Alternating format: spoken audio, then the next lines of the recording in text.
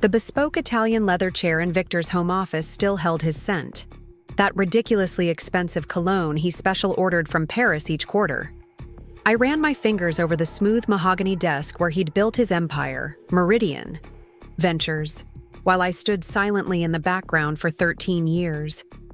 The divorce papers lay before me, delivered by courier just 3 hours earlier. No warning, no conversation, no dignity of a face-to-face ending. Before we jump back in, tell us where you're tuning in from, and if this story touches you, make sure you're subscribed, because tomorrow, I've saved something extra special for you. Just a sticky note in his precise handwriting.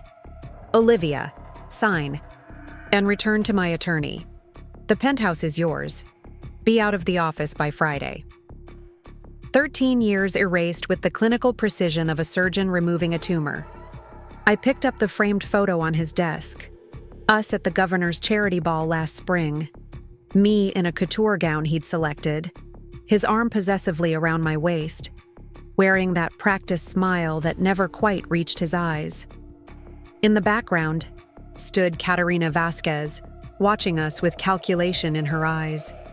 The venture capitalist who'd suddenly become a permanent fixture at our dinner parties over the last 6 months. The woman who'd apparently replaced me not just in Victor's bed, but in the executive suite as well. My phone lit up with a text.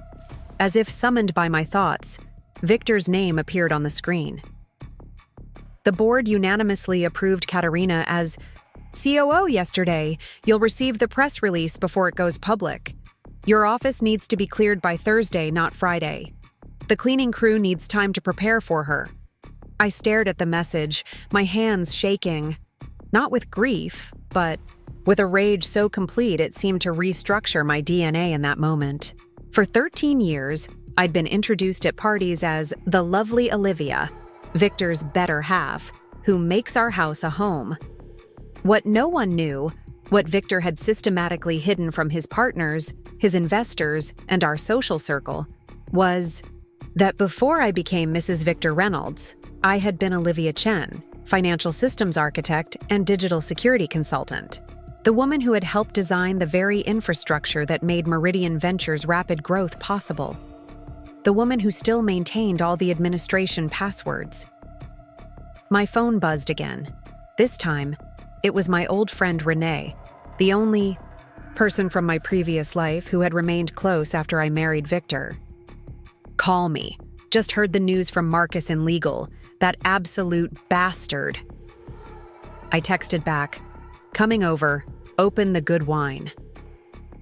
Before I left the penthouse, I did something I hadn't done in nearly a decade. I opened my personal laptop, not the sleek, monitored device Victor had given me for browsing and emails, but my own custom-built machine, password protected with security that would make government agencies weep. It took me less than 3 minutes to access the back-end systems of Meridian Ventures, where I immediately changed the master authentication protocols. Victor had insisted I build the security structure with his credentials as the public-facing administrator, making him appear to be the technical genius, but I had created a silent administrator account, visible only at the architecture level, a fail-safe I'd never planned to use until today. I didn't freeze anything yet. That would come later, after proper planning. This was just me silently, closing my hand around the throat of his company, not yet applying pressure. Renee's downtown loft was exactly what I needed, the opposite of the sterile, magazine-worthy perfection of the penthouse Victor had insisted we maintain. Books stacked on coffee tables, colorful throw pillows, and the comforting scent of the cardamom tea she always kept brewing. That calculating, image-obsessed parasite, Renee hissed, pouring deep crimson wine into oversized glasses. Marcus said Victor's been planning this for months, transferring assets, positioning Katerina with the board. He's been calling you his home administrator in private board discussions. I nearly choked on my wine. His what? His home administrator. Like you're the household help. Renee's eyes flashed with indignation. Marcus said he made some joke about how you manage the domestic infrastructure while the adults handle... Business matters. The words landed like physical blows. For years, I'd supported Victor's career, edited his presentations, provided insights on security structures for their acquisitions, all while being positioned as merely decorative. The perfect wife who hosted flawless dinner parties and remembered the names of investors' children but couldn't possibly understand the complex world of venture capital and technology integration. "Did you know," I said, my voice oddly calm, "that Meridian's entire security architecture, the system that protects billions in investments and intellectual property, was built on my framework?" Victor presented my design as his own to the original investors. He said having a female security architect would make investors nervous. Renee stared at me, her glass frozen halfway to her lips. "Tell me you're joking." "I have the original code repositories to prove it. When we got married, he convinced me it would be better for the company's image if I stepped back from my career to support his, that we were building our future together." I laughed, a hollow sound that surprised even me. I actually believed we were partners. "Olivia," Renee set her glass down carefully, "that's not just manipulative. If you designed their security, systems, and he presented your work as his own to investors..." "It's fraud," I finished. "I know." "What are you going to do?" I took a deliberate sip of wine, letting the question hang in the air between us. What was I going to do? The appropriate response would be to call a divorce attorney, negotiate a settlement, and disappear quietly with my dignity in tatters. But my bank account intact. That's what the Olivia of yesterday would have done. But that Olivia had died with the delivery of those divorce papers. "First," I said carefully, "I need to understand exactly what Victor's been doing with the company. There were some acquisitions last year that never made sense to me. Companies purchased at inflated prices with vague integration plans." Renee's eyes widened. "You think there's something suspicious?" "I think Victor got careless once he believed I was fully under control. He stopped hiding his tracks." I paused, weighing my next words carefully. "And I think I need to talk to Sarah Jenkins." "The SEC investigator?" Renee looked shocked. "Olivia, that's what Victor deserves," I finished firmly. As if on cue, my phone buzzed with an email notification. The press release, sent from Victor's executive assistant. Meridian Ventures announces leadership changes. Katerina Vasquez. Appointed as Chief Operating Officer Olivia Reynolds, stepping down from company role to pursue personal interest company. Role? I had never officially had a company role. Victor had made certain of that, even as he used my expertise behind the scenes. And now he was creating a narrative where I had held a position I was stepping down from, neatly explaining my sudden absence. Below the announcement was a quote attributed to Victor. "While Olivia has been a supportive presence during Meridian's growth, Katerina brings the strategic vision and technical expertise we need for our next expansion phase." Sometimes the right personal partner isn't the right business partner, and I'm grateful Olivia understands that her contributions are better suited elsewhere. The calculated dismissal, the careful positioning of me as somehow inadequate for the company's needs while Katerina possessed the necessary expertise that in reality I had provided in silence for years, made my decision crystallize instantly. "I need your help," I told Renee. "I need access to everything you can find about Meridian's acquisitions last year, especially DataCore Solutions and TransAsia Tech." Renee, who worked as an investigative financial journalist, nodded slowly. "This won't be pretty, Liv." "Nothing worth doing ever is," I replied, a new resolve hardening within me. "They think I'm just going to sign those papers and fade away. That's exactly what will give me the advantage." I left Renee's apartment with a plan forming. Not the impulsive strike of the newly wounded, but something more calculated. Victor had spent 13 years underestimating me. Now I would show him, and Katerina, and the board, and everyone who had smirked at the trophy wife, Exactly what that mistake would cost them. The next morning, I did something that would surprise Victor if he knew about it. I went to the Meridian offices. I dressed meticulously in a conservative black suit I reserved for the rare occasions Victor allowed me to attend company functions. Allowed being the operative word, I now realized with burning clarity. The receptionist's eyes widened when I walked in. News of my stepping down had clearly made the rounds. "Mrs. Reynolds, we weren't expecting you." "Just picking up a few personal items," I said with the practiced smile I'd perfected as Victor's. "Wife, is Marcia in HR available? I need to speak with her about my departure paperwork." 20 minutes later, I sat across from Marcia Dillon, Meridian's HR director, who looked distinctly uncomfortable. "Mrs. Reynolds, I'm so sorry about the circumstances. We have your separation agreement here." She slid a folder across her desk. "Mr. Reynolds indicated you'd be signing the divorce papers separately." "How thoughtful of him to compartmentalize," I remarked, maintaining my pleasant expression as I opened the folder. Preparing and narrating this story took us a lot of time, so if you are enjoying it, subscribe to our channel. It means a lot to us. Now back to the story. I noticed the press release mentioned me stepping down from my company role. Could you clarify exactly what role I'm documented as having held? For my records. Marcia blinked rapidly. "Well, you're listed as a special advisor to the CEO. It was created 3 months ago." 3 months ago. Right when Victor must have begun preparing for my removal. He had created a false position for me, likely to smooth over my sudden absence.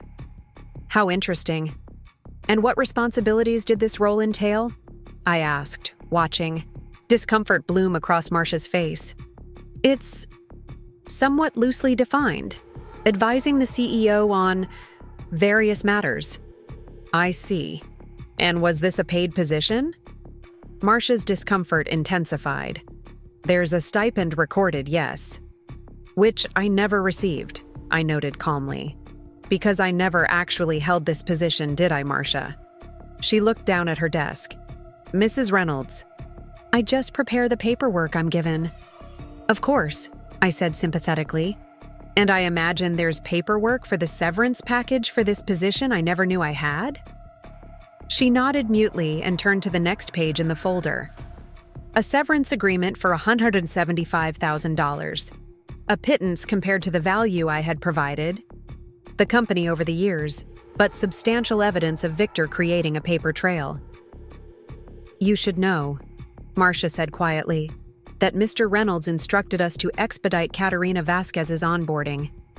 She's been issued all executive access credentials as of this morning." All executive access, including, presumably, what Victor believed were his exclusive administrator privileges for the security systems. I suppressed a smile. "Thank you for telling me, Marcia. That's very helpful." I stood up. "I won't sign this today.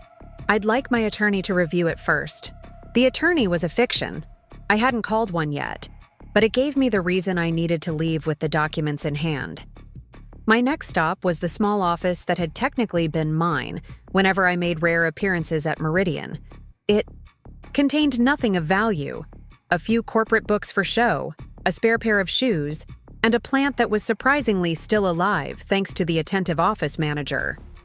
What mattered was being seen, being remembered, making sure that when what I was planning hit, people would recall that I had been calm, professional, and unsurprised by my stepping down. As I placed my few belongings in a small box, Victor's executive assistant Diane appeared in the doorway, her expression a mixture of pity and curiosity. "Olivia, I didn't expect to see you here today." "Just tying up loose ends," I replied, pleasantly.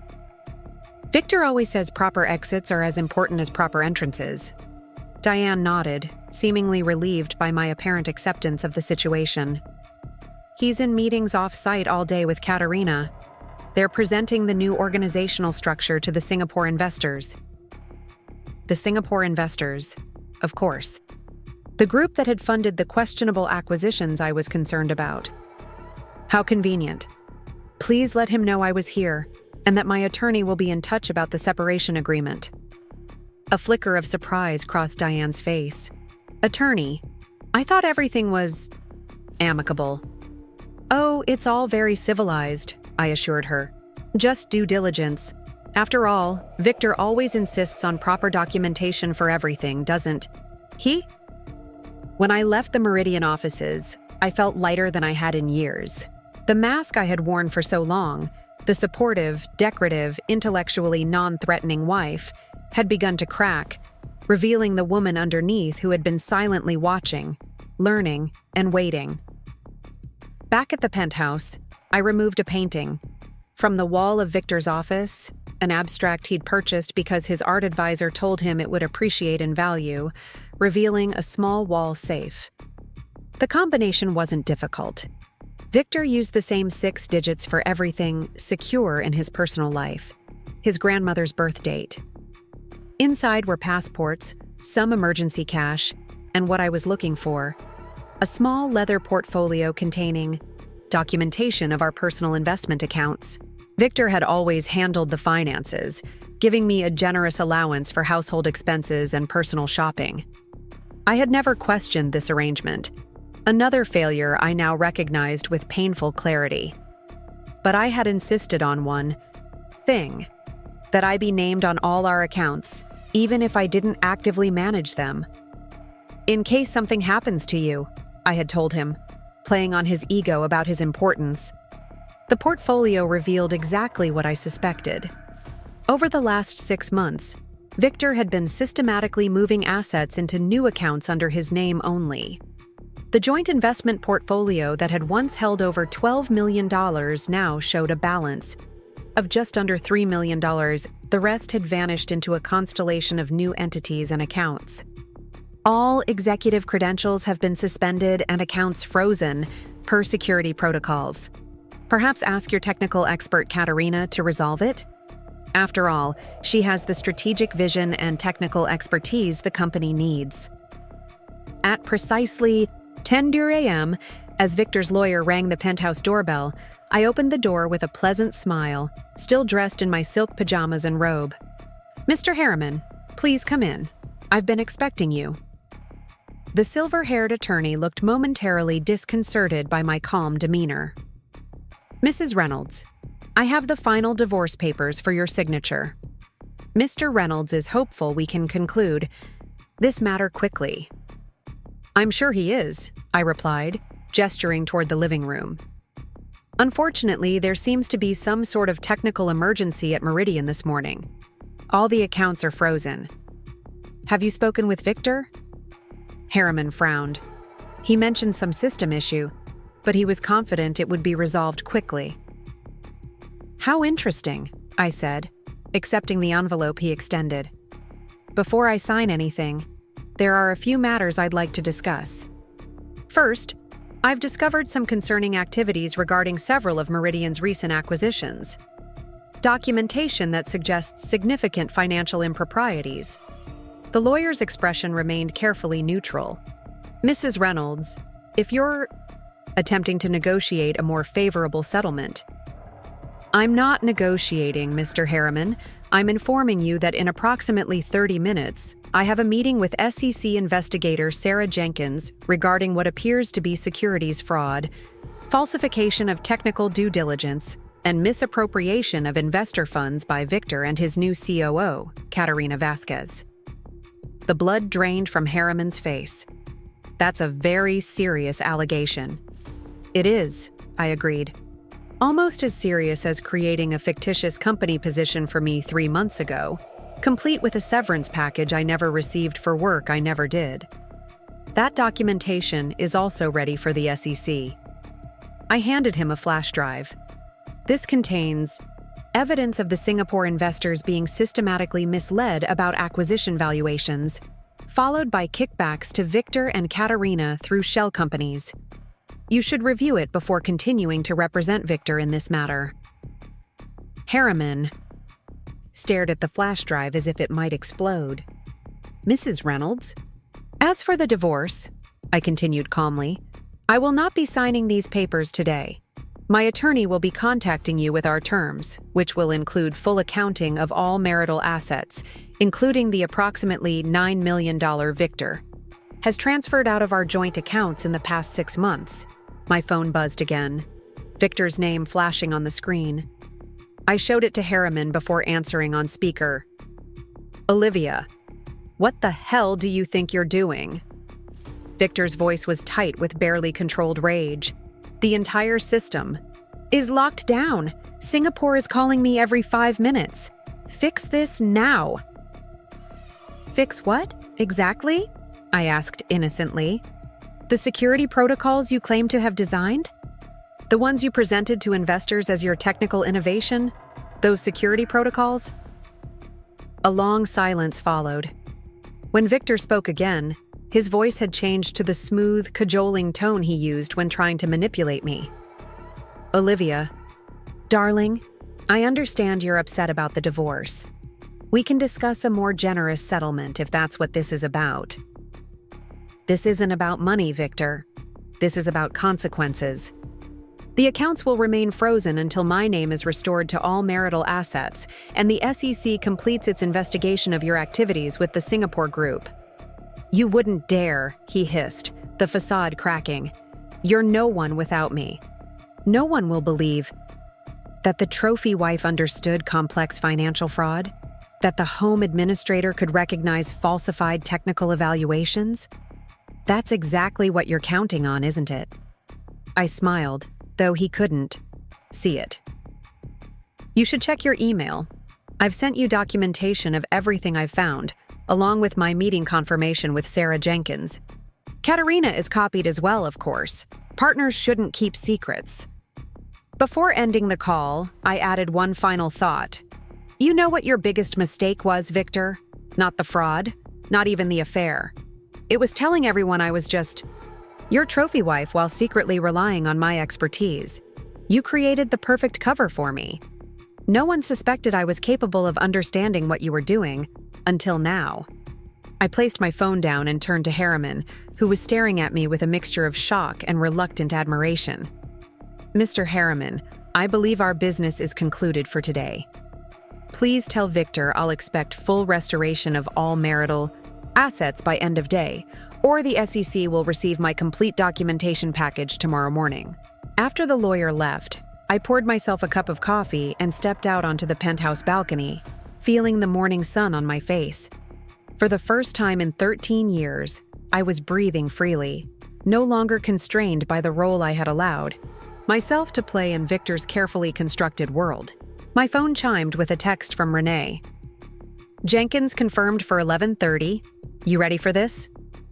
I smiled as I typed my response. More than ready. The trophy wife is done being silent. If you've ever been underestimated, dismissed, or made to feel invisible, remember that your knowledge is power. The person who underestimates you hands you their greatest weakness. The offices of the Securities and Exchange Commission were nothing like the sleek designer spaces I'd become accustomed to in Victor's world. Functional government furnishings, fluorescent lighting, and the faint smell of coffee created an atmosphere of no-nonsense efficiency. I found it oddly comforting after years of surfaces polished to such high gloss that they revealed nothing of substance beneath.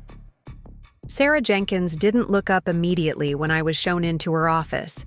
She continued reviewing documents, her silver-streaked dark hair pulled back in a practical knot, reading glasses perched low on her nose. When she finally raised her eyes to meet mine, I saw no trace of the pity or condescension I'd grown accustomed to seeing in the eyes of Victor's business associates. Mrs. Reynolds, she said, extending her hand across the desk. Thank you for coming in. Ms. Chen, actually, I corrected her gently. I'm reverting to my professional name. Something like approval flickered in her eyes. Ms. Chen, then. Your friend Renee mentioned you have information regarding Meridian Ventures and potentially questionable acquisition practices. Before we begin, I should clarify that any information you provide may be used in formal investigations. I understand completely. I replied, placing my portfolio on her desk. And I want to be clear that I'm here because investors are being defrauded, not because my husband left me for another woman. Jenkins raised an eyebrow, a hint of a smile touching her lips. Noted, though in my experience, personal betrayal often leads to the uncovering of professional misconduct. People who behave unethically in one area rarely contain it to just that area. I spent the next hour methodically walking Jenkins through the documentation I'd gathered. The inflated acquisitions, the falsified technical evaluations, the shell, companies that received payments after each deal closed, the Singapore investment group that had been systematically misled. Jenkins took notes, occasionally asking clarifying questions that revealed her quick grasp of complex financial structures. When I explained how Victor had presented my security, architecture as his own to investors, she paused in her note-taking. "And you have proof of this? That you designed the systems he claimed credit for?" I nodded, opening my laptop to show her the original code repositories with timestamps predating Victor's presentations to investors. I also have emails where he asked me to explain technical details so he could present them as his own work. "Why come forward now?" Jenkins asked, her tone neutral but her eyes sharp. "This has been happening for years according to your timeline." It was the question I'd been expecting, the one that attempted to reduce my actions to mere revenge. Because until recently, I believed we were partners building something together. That my contributions, while hidden from public view, were valued in private. I met her gaze steadily. When I discovered that wasn't true, when I found evidence of actual fraud that hurts innocent investors, staying silent was no longer an option. Jenkins studied me for a long moment before nodding. "The frozen accounts at Meridian? I assume that was your doing?" I didn't bother denying it. A security protocol I built into the system years ago. It can be triggered when there's suspicion of compromised executive credentials. "Convenient timing," she observed dryly. "It provided me the opportunity to secure evidence before it could be deleted," I replied evenly. "The logs of who accessed, what and when are now preserved on secure servers outside of Meridian's control." Jenkins leaned back in her chair. "Ms. Chen, what you've brought me is compelling enough to open a formal investigation. However, you should be prepared for what comes next. Your husband has significant resources and connections. This will get messy." "It's already messy," I said, "but I'm no longer concerned with appearances." When I stepped out of Jenkins's office 2 hours later, my phone showed 17 missed calls, 12 from Victor, 3 from his lawyer, and 2 from Meridian's chief financial officer, who had never once bothered to speak to me directly in all the years I'd been married to Victor. I had just reached my car when an incoming call appeared from a Singapore number. I hesitated, then answered. "Mrs. Reynolds, this is William Tan, lead investor with the Singapore Group." The voice was precise, controlled, but with an undercurrent of barely suppressed anger. "I've been attempting to reach your husband regarding the system lockdown and some concerning information that has come to my attention." "Mr. Tan," I acknowledged, keeping my voice even, "I presume you're referring to the technical evaluations for the recent acquisitions." A pause. "Among other things, I've just had a rather illuminating conversation with our technical team who attempted to resolve the system lockdown. They informed me that the original security architecture, which we were led to believe was designed by Victor, appears to contain embedded signatures from a different creator, someone named Olivia Chen." "My professional name," I confirmed. Another pause, longer this time. "Mrs. Reynolds, or should I say Ms. Chen, I believe we have much to discuss. Would you be available for a video conference with our full investment committee tomorrow morning?" "I would, Mr. Tan, and I'll bring complete documentation of all the technical evaluations that were falsified by Katerina Vasquez, as well as evidence of the kickback payments that followed each acquisition." The sharp intake of breath was audible even through the phone connection. 9 a.m. Singapore time? That would be 6 p.m. your time today. I'll be ready, I assured him. I had just ended the call when my phone rang again. Victor's lawyer. Mrs. Reynolds, Harriman began without preamble. My client is prepared to restore access to the marital accounts and offer a significantly improved settlement if you will release the hold on Meridian systems immediately. That's an interesting offer, Mr. Harriman, I replied, sliding into my car. Unfortunately, I've just spoken with William Tan of the Singapore Group, who has some questions about falsified technical evaluations. I've also completed my meeting with the SEC. So Victor's timing is, once again, a bit too late. Silence stretched across the connection before Harriman spoke again, his voice noticeably less confident. My client believes there's been a misunderstanding. He's prepared to acknowledge your contributions to Meridian more publicly. I almost laughed at the transparent attempt to placate me with the recognition I'd been denied for years. Please, tell Victor that I'm no longer interested in acknowledgement. I'm interested in justice and accountability. The rest of the afternoon unfolded in a blur of activity. I met Renee at her apartment, where we prepared for the Singapore Investors video conference.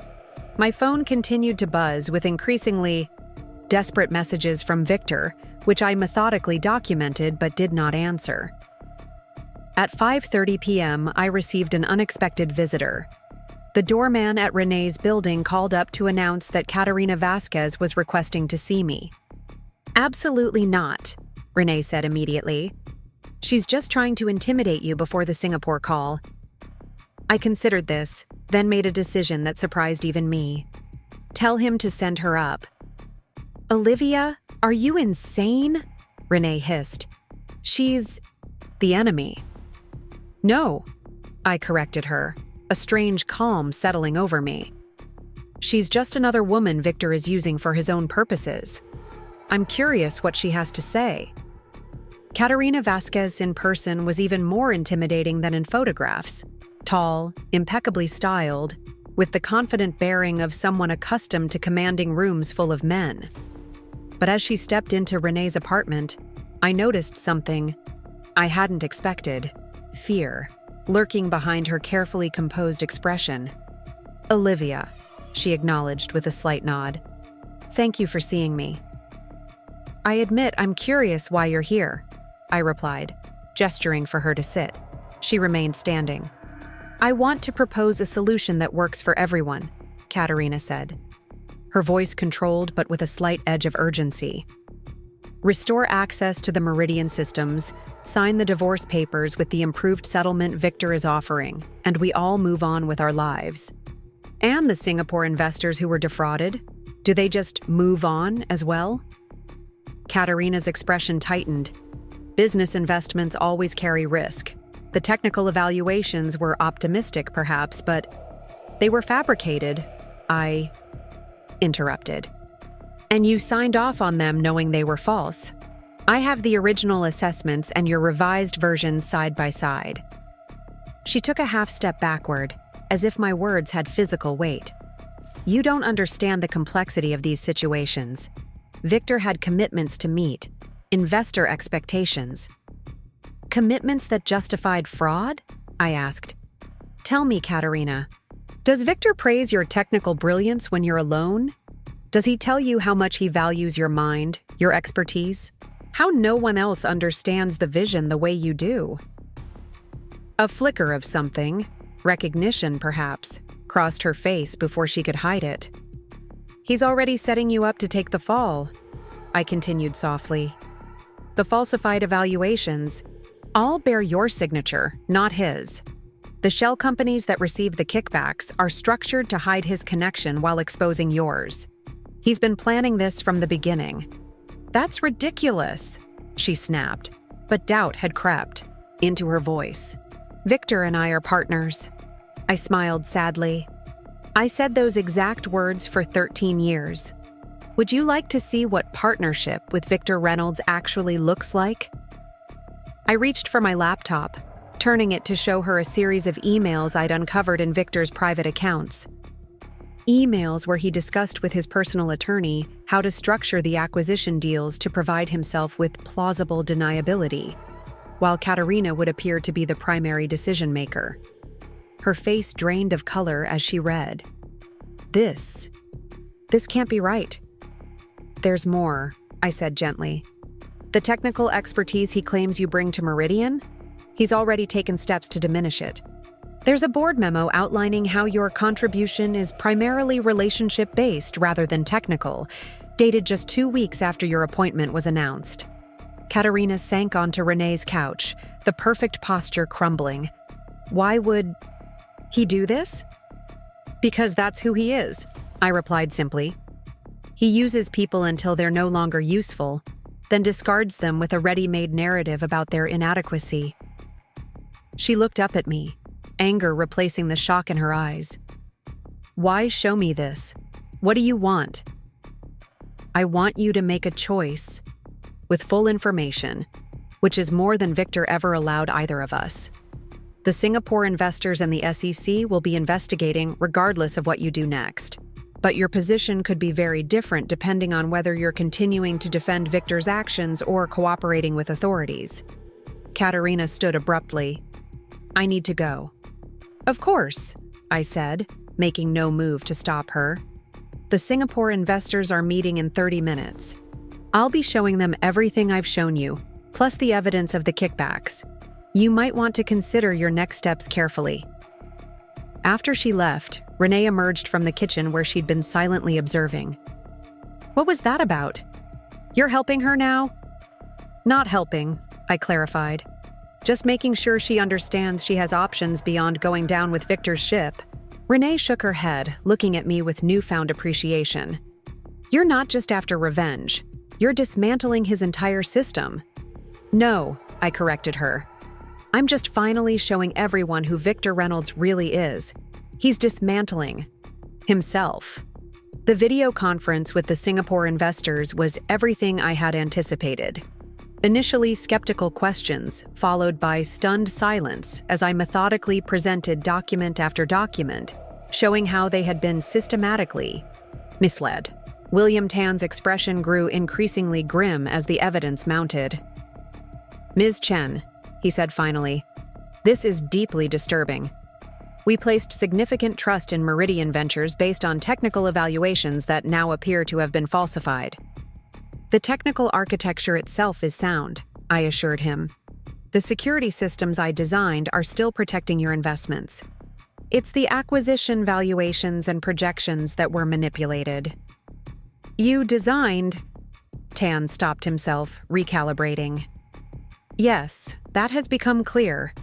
What is not clear is why you participated in this deception for so long. It was the question I had been dreading, yet knew I deserved. I believed I was supporting my husband's vision while he valued my contributions privately. When I discovered that wasn't true, that he was engaged in actual fraud, I came forward immediately. Tan studied me through the video connection. And the system lockdown? Was that necessary? It preserved evidence that might otherwise have been deleted, I explained. The logs show attempts to access and modify documentation immediately, after I initiated the lockdown. One of the other investors leaned forward. These shell companies that received payments after each acquisition, you have proof of Mr. Reynolds' connection to them? I do, I confirmed, sharing my screen to show the trail of corporate filings and bank records I'd uncovered. Victor was careful, but not careful enough. He used variations of personal naming conventions and passwords across these entities. The meeting continued for nearly 2 hours, with the investors asking increasingly detailed questions about specific transactions. When we finally concluded, William Tan remained on the call after his colleagues had disconnected. Ms. Chen, he said quietly, our group will be pursuing all legal remedies against Meridian Ventures and Mr. Reynolds personally. However, we recognize that you have provided invaluable assistance despite significant personal cost. I did what was right, I said simply. Nevertheless, Tan inclined his head slightly. We would be interested in discussing a consulting arrangement with you directly to help assess the true value of the acquisitions and potentially reorganize them under more ethical leadership. The offer caught me by surprise. Mr. Tan, I appreciate that, but I consider it, he interrupted gently. Your technical expertise is evidently exceptional, regardless of whose name was attached to it previously. We value substance over appearances. After ending the call, I sat in silence for several moments, processing everything that had happened. In a single day, I had gone from Victor's discarded wife to a potential consultant for a major investment group. The whiplash was disorienting. Renee pressed a glass of wine into my hand. You did it? You actually did it. It's just beginning, I reminded her. The SEC investigation, the investor lawsuits, the divorce proceedings. Victor still has resources and connections.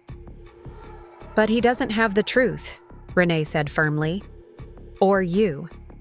And those turn out to be the two things he actually needed. My phone, which had been mercifully silent during the conference, suddenly lit up with an incoming call. Victor's private line, not his business number. Are you going to answer?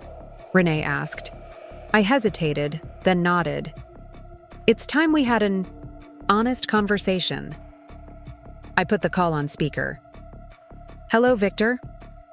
Olivia. His voice was tightly controlled, but I could hear the fury simmering beneath the surface. What exactly do you think you're doing? I believe I'm ensuring that investors and authorities have accurate information about Meridian's business practices, I replied calmly. Something I should have done much sooner. You're destroying everything we built, he hissed. Years of work, relationships with investors, all of it. Because you're angry I fell in love with someone else? This is beneath you. The accusation might have wounded me days ago. Now it only revealed how little he understood what was happening, and how little he had ever understood me. This isn't about Katerina, I said quietly. This is about fraud, Victor. This is about you using my work, my expertise for years while publicly treating me as decorative.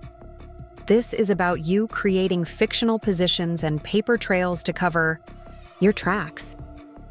The Singapore group has seen everything, by the way, as has the SEC. Silence stretched between us before he spoke again, his tone shifting to one I recognized all too well, the cajoling, manipulative voice he used when trying to regain control of a situation. Olivia, darling, we can fix this. Whatever you think. You found whatever you think you understand. There are explanations. Business is complicated. If you just restore the system access, we can sit down together and I'll walk you through everything. I almost laughed at the transparent attempt. There's nothing to explain, Victor. The evidence speaks for itself. The falsified evaluations, the kickbacks through shell companies, the offshore accounts where you've been hiding marital assets. Those accounts are for tax purposes, he snapped. Completely legitimate tax planning. That you concealed from your wife while claiming we couldn't afford to replace my 6-year-old car? That's an interesting definition of legitimate. Victor's composure finally cracked. You think you're so clever, don't you? Playing the wounded wife while you sabotage everything I've built. You'd be nothing without me, Olivia. A mid-level tech consultant I plucked from obscurity. I made you. There it was. The truth he'd been hiding beneath polished smiles and practiced charm for 13 years. The contempt.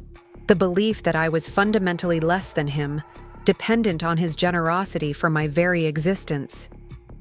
No, Victor, I replied, surprised by the steadiness of my voice. You didn't make me.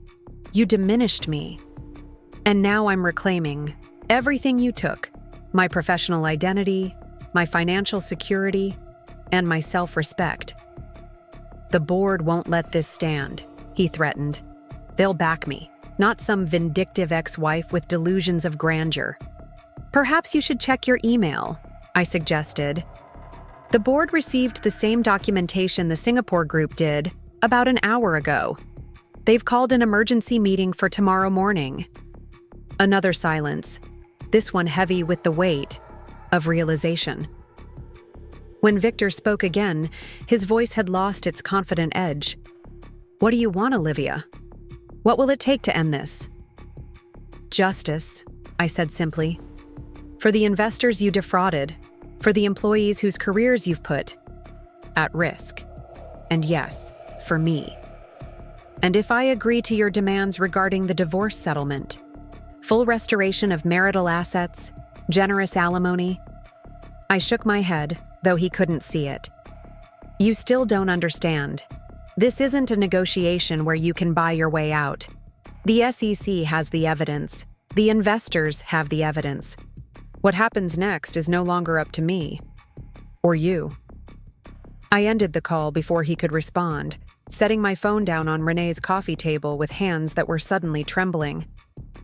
The adrenaline that had carried me through the day was fading, leaving in its wake a bone-deep exhaustion. You okay? Renee asked softly. I will be, I assured her. For the first time in years, I think I actually will be. The next morning dawned with a flurry of news that even I hadn't anticipated. My phone chimed with a text from Sarah Jenkins at the SEC. Turn on CNBC. I scrambled for the remote, Renee emerging from her bedroom in a robe as I unmuted the television. Shocking developments at Meridian Ventures, the financial reporter was saying, standing outside Meridian's headquarters where a cluster of news vans had gathered. Sources confirm that the board called an emergency meeting last night after receiving documentation alleging fraudulent practices in recent acquisitions. In a stunning turn of events, newly appointed COO Katerina Vasquez reportedly arrived with her attorney and offered to cooperate fully with investigators, providing additional evidence that CEO Victor Reynolds personally directed the falsification of technical evaluations to secure investor funding. Renee's mouth dropped open. She flipped on him. Katerina actually flipped on Victor. I stared at the screen, watching as the camera cut to footage of Katerina leaving the building flanked by stern-faced men in suits. Her expression was resolute, almost relieved. The board has issued a statement announcing that both Reynolds and Vasquez have been placed on administrative leave pending investigation, the reporter continued. In the interim, Chief Financial Officer James Weathers will serve as acting CEO. Trading in Meridian shares has been temporarily suspended. My phone rang. William Tan. Ms. Chen, I assume you're watching the news. I am, I confirmed. Katerina Vasquez cooperating was unexpected. Not entirely, Tan replied. After our conference yesterday, she contacted me directly with additional documentation. She claimed you had shown her evidence that Mr. Reynolds was positioning her to take primary blame for the falsified evaluations. I closed my eyes briefly. I did show her that evidence. She deserved to make an informed choice. A surprisingly ethical stance towards someone who was, until recently, your husband's mistress, Tan observed, his tone neutral but curious. This was never about their relationship, I said firmly. It was about the fraud, and ensuring accountability fell where it belonged. Indeed. Tan paused. Our offer of a consulting arrangement stands. In fact, given these developments, we're even more interested in your expertise. The board will be looking for someone who truly understands Meridian systems to help navigate this crisis. The suggestion took my breath away. Mr. Tan, are you implying— I'm not implying anything yet, he interrupted smoothly. But there will be significant restructuring at Meridian in the coming weeks. Having the architect of their security systems involved would provide valuable continuity. After ending the call, I turned to find Renee staring at me with wide eyes. Did the Singapore investors just suggest you take over leadership at Meridian? Not exactly, I hedged. They suggested I might consult during the transition. which could lead to a permanent position, Renee pressed. Before I could respond, my phone lit up with another call, Victor's lawyer. Mrs. Reynolds, Harriman began, his voice notably less confident than in our previous conversations. In light of recent developments, my client would like to propose an amended divorce settlement, one that acknowledges your significant contributions to Meridian Ventures. I'm listening, I said cautiously. Full restoration of all marital assets, including the offshore accounts. A cash settlement of $12 million and a public statement. Acknowledging your role in developing Meridian's security architecture and business systems. I considered this. And what does Victor expect in return for this sudden generosity? Harriman cleared his throat uncomfortably. My client is hoping you might clarify certain aspects of your statements to the board and investors. Perhaps suggest that you might have misinterpreted some of the documentation regarding his personal involvement in the acquisition evaluations. I almost laughed at the transparent attempt at manipulation. Mr. Harriman, please tell Victor that I will not perjure myself to protect him from the consequences of his actions. I will accept the return of all marital assets as my legal due. But I have no interest in his additional offers or the strings attached to them. Mrs. Reynolds, Ms. Chen, he corrected himself. My client is facing potential criminal charges. Surely there's some arrangement we can reach that serves both. Your interests. My interest is in the truth, I replied simply. Nothing more, nothing less. Victor concealed that truth for years. About my contributions, about his business practices, about our marital assets. I'm done with concealment. After ending the call, I sat in silence for several moments, processing everything that had transpired in the span of just a few days. From discarded wife to potential company leadership, from silenced partner to key witness. The transformation was dizzying. What now? Renee asked quietly. I looked up at the television, where financial analysts were debating the future of Meridian Ventures, my future, though they didn't know it yet. Now I reclaim everything, I said with quiet certainty. My name, my work, my life. The doorbell rang, a courier delivery requiring signature. I opened the package to find formal documentation from Meridian's board requesting an urgent meeting to discuss system restoration and technical leadership during the transition period. Renee peered over my shoulder. They need you. The board actually needs you to save the company Victor built. The company we built, I corrected her. And yes, they do.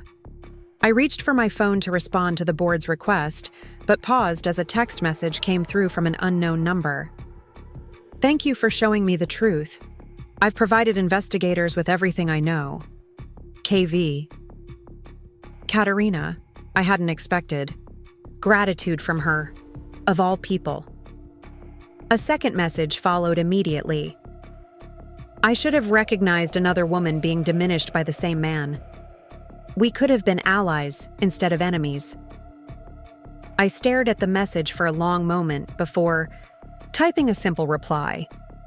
It's never too late to reclaim your own narrative. As I prepared to meet with Meridian's board, I thought about the woman I had been just days ago.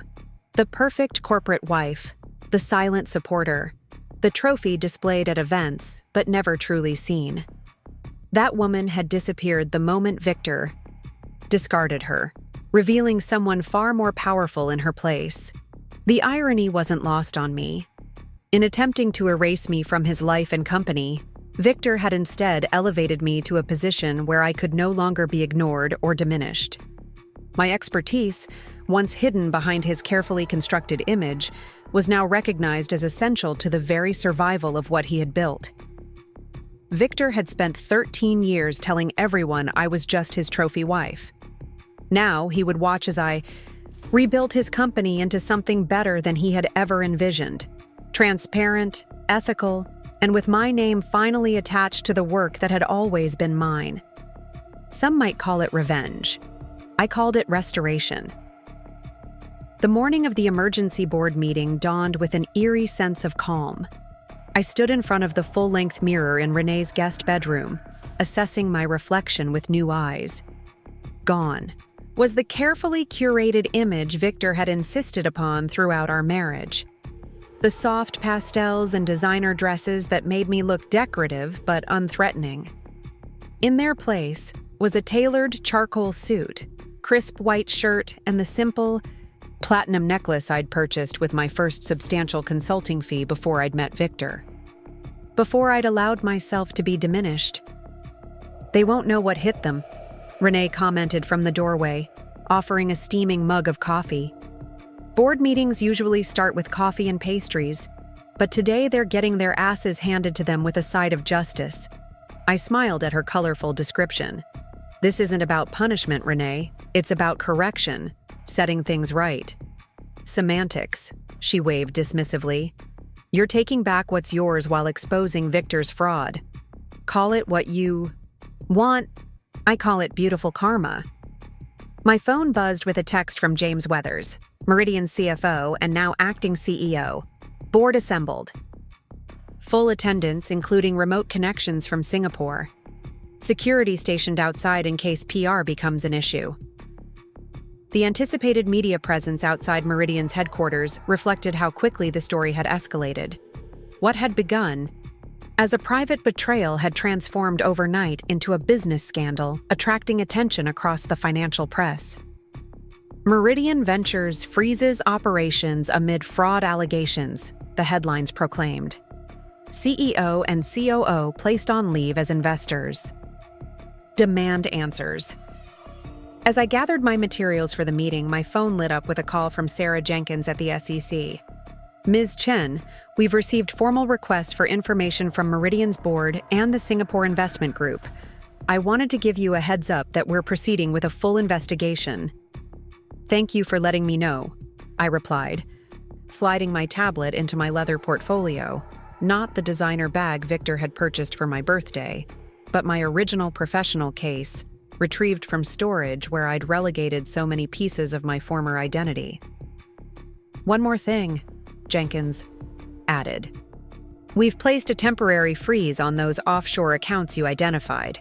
Preliminary review confirms your assessment. They do appear to contain marital assets that Mr. Reynolds attempted to shield from disclosure." I felt a small surge of satisfaction. "And Katerina Vasquez? Has she continued to cooperate?" "She spent 4 hours with our investigators yesterday," Jenkins confirmed. "She's provided documentation that corroborates much of what you've shown, us plus additional evidence of Mr. Reynolds explicitly directing her to alter technical evaluations." "Good," I said simply. "She was also a victim of his manipulation, even if she doesn't realize it yet." Jenkins made a non-committal sound. "That's generous of you, considering the circumstances." "Not generous," I corrected.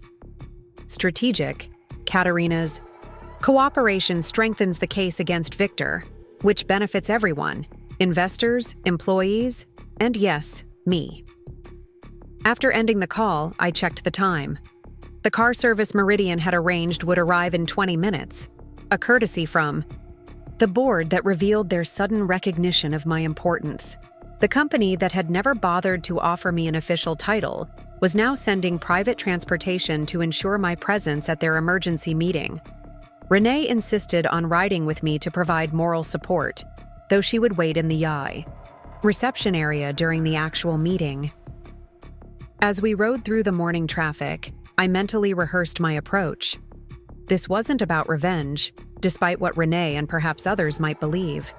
This was about reclaiming my professional identity, protecting investors from fraud, and ensuring that Victor could never again use and discard people the way he had discarded me. The scene outside Meridian's headquarters was exactly as Weathers had warned, a cluster of news vans and reporters hoping to catch statements from arriving board members. The driver pulled into the underground parking garage, bypassing the media circus and allowing us to enter through the executive elevator. James Weathers met us in the lobby, his expression a mixture of apprehension and respect. The CFO had always treated me cordially at company functions, but with the distant politeness reserved for the CEO's wife, not a professional equal. Today, his handshake was firm, his eye contact direct. "Ms. Chen, thank you for coming. The board is assembled in the main conference room." He glanced at Renee with uncertainty. "My friend will wait in reception," I assured him. "I don't anticipate needing backup in the boardroom." Weathers managed a tight smile. "No, I don't imagine you do. Not anymore." As we walked toward the conference room, he lowered his voice. "I want you to know that many of us had no idea about the falsified technical evaluations. The acquisition approvals came directly from Victor and Katerina, with board oversight that was less rigorous than it should have been." I appreciated the attempt at distancing himself from the fraud, though I noted he didn't address the years of allowing Victor to claim credit for my work. "The documentation speaks for itself, Mr. Weathers. I'm here to help the company move forward, not to assign individual blame beyond what the evidence already establishes." He nodded, visibly relieved. "The board chair has agreed to give you the floor first. They're eager to understand exactly what's happened with the system lockdown and how it can be resolved." "I'm sure they are," I murmured as we reached the impressive double doors of Meridian's main conference room. The conversation inside fell silent as I entered. 8 board members sat around the massive table, with 2 additional faces visible. On the large screen at the end of the room, William Tan and his co-investor from Singapore. The collective tension was palpable, a mixture of confusion, anger, and, most prominently, fear. Thomas Bennett, the board chair, rose as I approached. Unlike the others, Bennett had always treated me with a certain thoughtful curiosity at company events, as if he suspected there might be more to me than Victor allowed to be seen. "Ms. Chen, thank you for joining us during this difficult time," he began, gesturing to an empty chair. "As you can imagine, we have many questions about recent events." I took my seat, placing my portfolio on the table before me. "I appreciate the invitation, Mr. Bennett. I understand the board is concerned about Meridian's current situation." Bennett cleared his throat. "Concerned would be an understatement.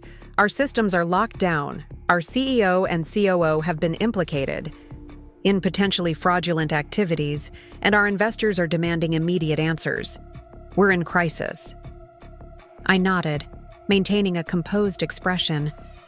"I'm prepared to address all of those issues. Where would you prefer I begin?" "Perhaps with an explanation of why Meridian's entire financial system is currently frozen," suggested Rebecca Winters, the board's most senior member. "And your role in that occurrence." I opened my tablet, connecting it to the room's display system. The system lockdown was triggered by a security protocol I designed when I originally created Meridian's financial architecture. It's intended to activate when executive credentials may be compromised or misused. "You designed the security architecture?" Jonathan Morris, another board member, interrupted with obvious skepticism. Victor always presented that as his own work. "Yes, he did," I agreed calmly, bringing up a series of documentation showing the original code repositories with my digital signatures. However, as these timestamps and development logs clearly show, I was the architect.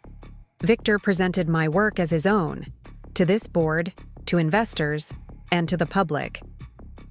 William Tan's voice came through the video conference system. "We've independently verified this claim. Our technical team has confirmed that the security architecture contains embedded signatures consistent with Ms. Chen's assertion." A murmur ran through the room as I continued, bringing up additional documentation. The security protocol that froze the accounts was designed to prevent unauthorized transactions in the event of suspicious activity. I activated it when I discovered evidence of fraudulent practices in several recent acquisitions, specifically the deliberate falsification of technical evaluations to secure investor funding. I proceeded to walk the board through the same evidence I had presented to the SEC, the inflated valuations, the falsified technical assessments bearing Katerina's signature, and the trail of payments to shell companies linked to Victor after each acquisition closed. The Singapore group was provided with these falsified projections, I explained, highlighting specific documents on the screen. Based on these evaluations, they invested approximately $240 million in acquisitions that internal assessments had valued at less than half that amount. The room had grown deathly quiet as the magnitude of the deception became clear. Even those board members who had initially regarded me with skepticism were now leaning forward, studying the documentation with increasing alarm. "And the kickbacks?" Bennett asked, his voice tight. "You're certain these payments to the shell companies are connected to Victor?" "Beyond reasonable doubt," I confirmed, bringing up the corporate filings that revealed Victor's concealed involvement. He was careful, but not careful enough. The entities use variations of personal naming conventions he's employed for years, along with familiar patterns in the corporate structures. Rebecca Winters removed her glasses, pinching the bridge of her nose. And Katerina Vasquez. What was her role in this? "She signed off on the falsified technical evaluations," I replied. "However, based on documentation I've uncovered, Victor appears to have structured everything to provide himself with plausible deniability, while positioning Katerina as the primary decision-maker. She was being set up to take the fall if the fraud was discovered. Which explains why she's now cooperating with investigators," Weathers noted. William Tan spoke again from the video screen. "Our group has spoken directly with Ms. Vasquez. She has provided emails in which Mr. Reynolds explicitly directed her to alter technical projections to meet what he called investor expectations.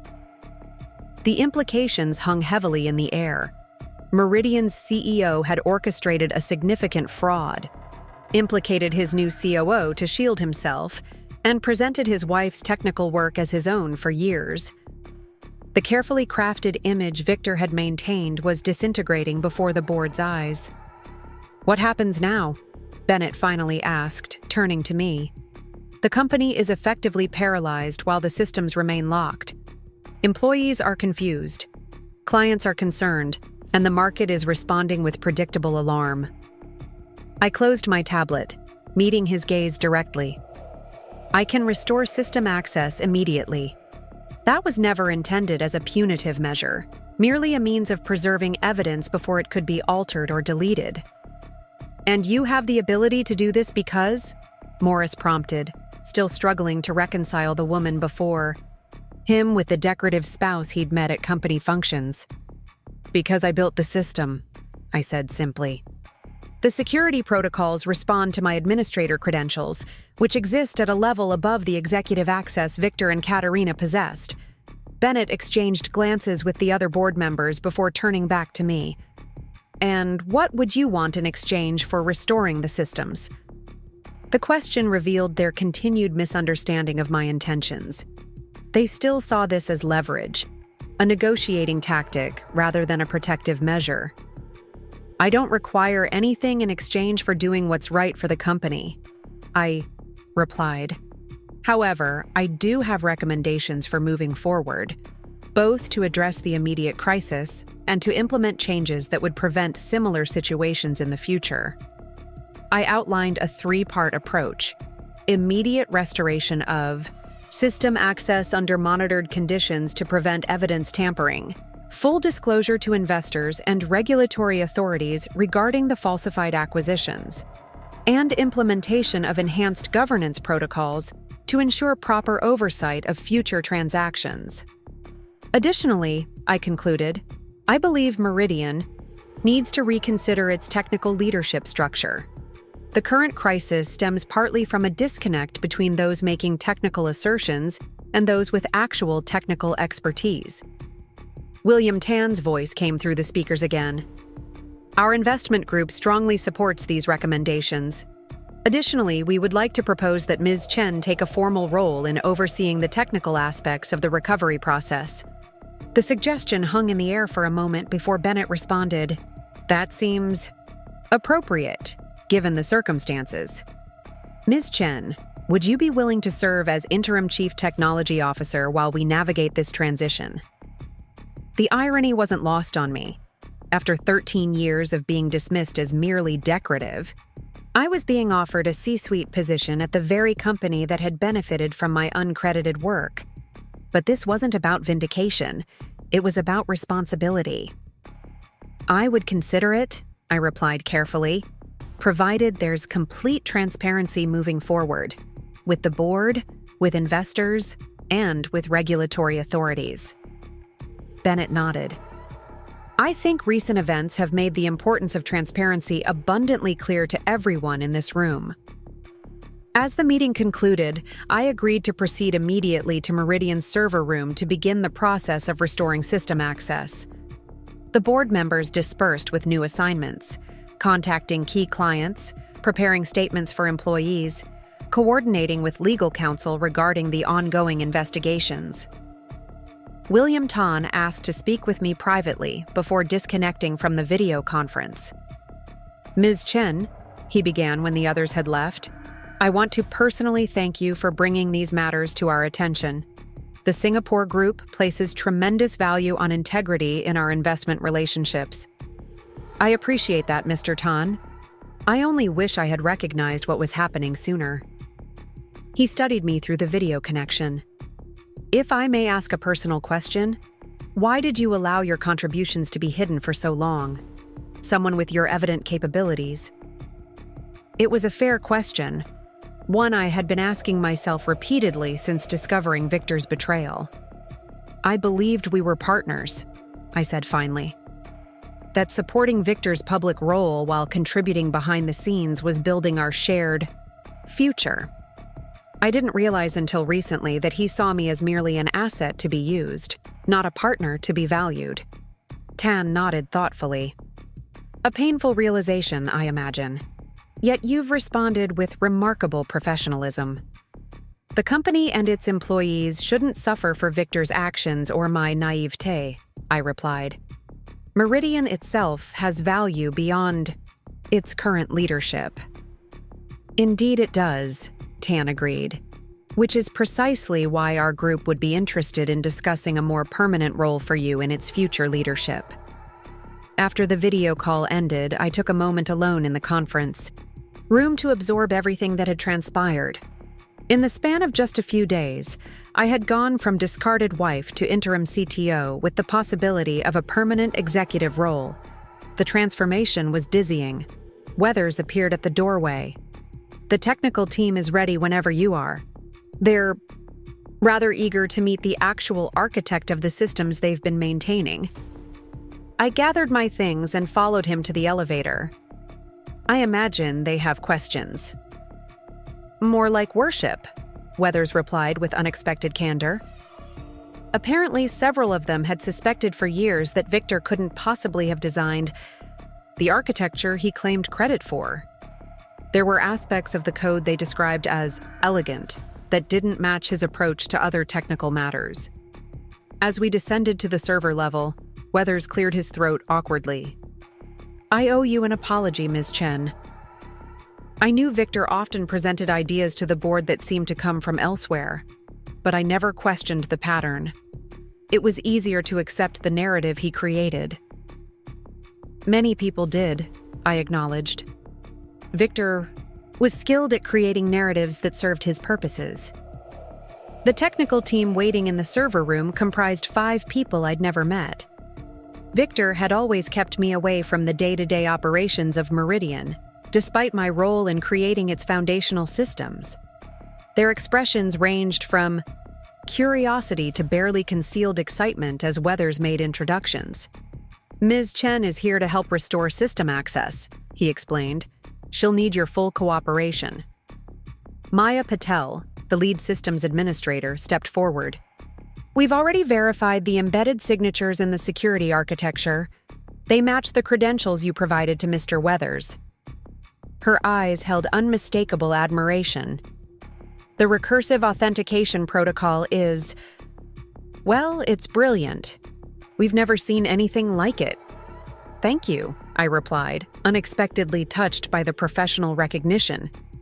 It was designed to prevent exactly the kind of situation we're facing: unauthorized manipulation of financial data. For the next 2 hours, I worked with the technical team to systematically restore access to Meridian systems, implementing additional monitoring protocols to track all user activities during the sensitive transition period. The process was methodical, requiring careful verification at each step to ensure we weren't inadvertently enabling further tampering. Throughout the process, Maya peppered me with questions about the original architecture, not challenging my authority, but genuinely curious about the design decisions I'd made years earlier. It was the kind of professional conversation I'd been denied throughout my marriage to Victor, who had insisted that my technical contributions remain private. "The system is stabilizing," Maya announced finally, watching as the monitoring dashboards gradually shifted from red to green. "Financial platforms coming back online in proper sequence." "Keep the executive access credentials suspended," I instructed. "Only restore board-level and operational access for now. The SEC will need to review all transaction logs before we reactivate higher-level permissions." As if summoned by the mention of the SEC, my phone buzzed with a text from Sarah Jenkins. "Victor Reynolds just left our offices after initial questioning. His attorney requested a private meeting with you. Thought you should know." I showed the message to Weathers, who frowned. "You're under no obligation to meet with him." "I know," I replied. "But it might be informative to hear what he has to say now that his carefully constructed world is collapsing." After completing the system restoration and briefing the technical team on next steps, I returned to the executive floor where Renee was waiting, scrolling through news coverage of the unfolding scandal on her tablet. "You're trending," she announced as I approached. "Financial Twitter is exploding with stories about the hidden genius behind Meridian and the trophy wife who flipped the script. There's already talk of a documentary." I grimaced. "That's exactly what I don't want. This isn't about personal vindication." "Maybe it should be, just a little bit," Renee suggested. "After years of being hidden in Victor's shadow, there's nothing wrong with standing in the light." Before I could respond, Weathers approached with a grave expression. "Ms. Chen, Victor is downstairs in the lobby, demanding to speak with you. Security has detained him per the board's instructions, but he's causing quite a scene." I considered my options. Meeting with Victor wasn't necessary and potentially carried legal complications given the ongoing investigations. Yet part of me wanted this final confrontation, needed it, perhaps, to fully close this chapter. "I'll speak with him," I decided. But in a conference room with security present, not privately. Weathers looked uncertain. "The board wouldn't advise." "I understand," I interrupted gently. "But this is my decision." 15 minutes later, I sat across from Victor in a small conference room, a security officer positioned discreetly by the door. The man before me bore little resemblance to the polished, confident CEO who had dominated boardrooms and charmed investors. His expensive suit was rumpled, his normally perfect hair disheveled, and the smooth facade had cracked to reveal the desperation beneath. "Olivia," he began, his voice hoarse, "what have you done?" The accusatory tone might once have made me flinch, made me second-guess myself and seek to soothe his displeasure. Now it merely confirmed how little he understood what was happening, and how little he had ever understood me. "I haven't done anything except reveal the truth, Victor, about the falsified acquisitions, about the kickbacks, about who actually created the systems you've claimed credit for all these years." He leaned forward, lowering his voice as if sharing a confidence. "You don't understand the complexities of what you've uncovered. Business requires certain accommodations, presentations that enhance investor confidence." "Fraud," I corrected him. "What you're describing is securities fraud, not accommodations." Victor's expression hardened. "You had no right to access those files, to freeze the company's accounts. That's corporate espionage, Olivia. Criminal activity. Actually, I had every right, I replied calmly. As the system architect, I built in security protocols to prevent misuse of executive credentials. The board has confirmed my authority to implement those protocols when evidence of fraud emerged. The board? He scoffed. They're running scared, looking for someone to blame. Today it's me, tomorrow it could be you. I studied him. This man I had once believed in so completely. Is that what you came here to say? To threaten me? Or did you have another purpose? Victor's demeanor shifted again, the anger giving way to something that might have passed for regret if I didn't know him better. I came to offer you a way out of this mess, for both of us. I'm listening, I said, more curious than hopeful. The offshore accounts, the ones you reported to the SEC, they contain certain funds that aren't directly tied to Meridian. He leaned closer. We could access them together, Olivia. Leave the country, start fresh somewhere the SEC can't reach. We have enough to live comfortably for decades. The suggestion was so absurd I almost laughed. You're proposing we flee the country together? After you discarded me for Katerina? After discovering you've been using me professionally for our entire marriage? Katerina was a mistake, he insisted, reaching for my hand across the table. I pulled back before he could touch me. This situation has made me realize what's truly important. We were good together, Olivia.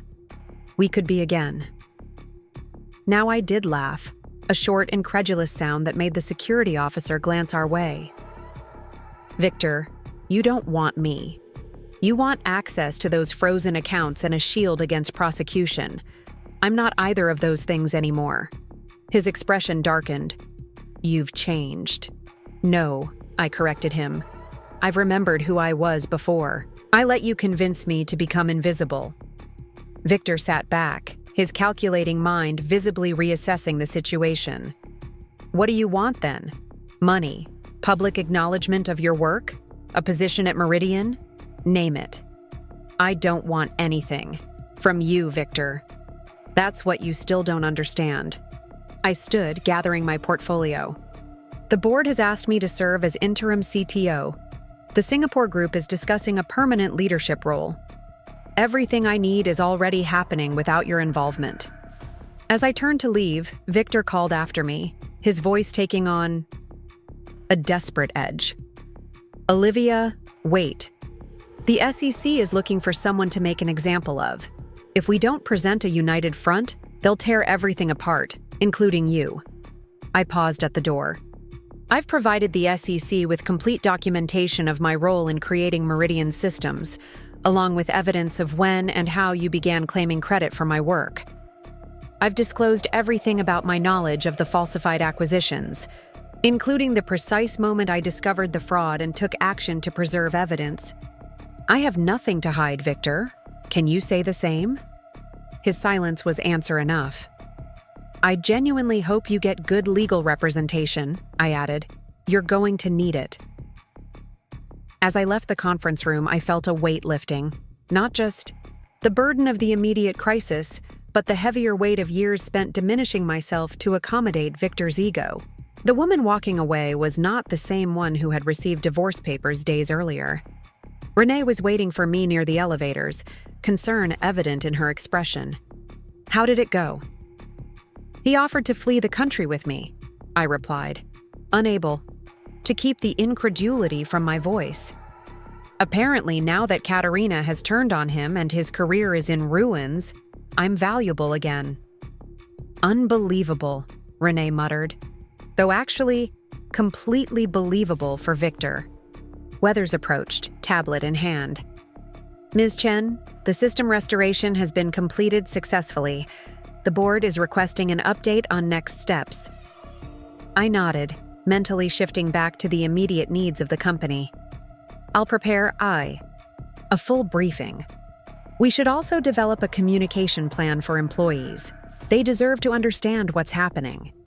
As we rode the elevator back to the executive floor, I received another text from Sarah Jenkins. Katerina Vasquez has provided documentation of offshore accounts beyond those you identified. Appears Reynolds was planning exit strategy for months. You might want to have your divorce attorney review.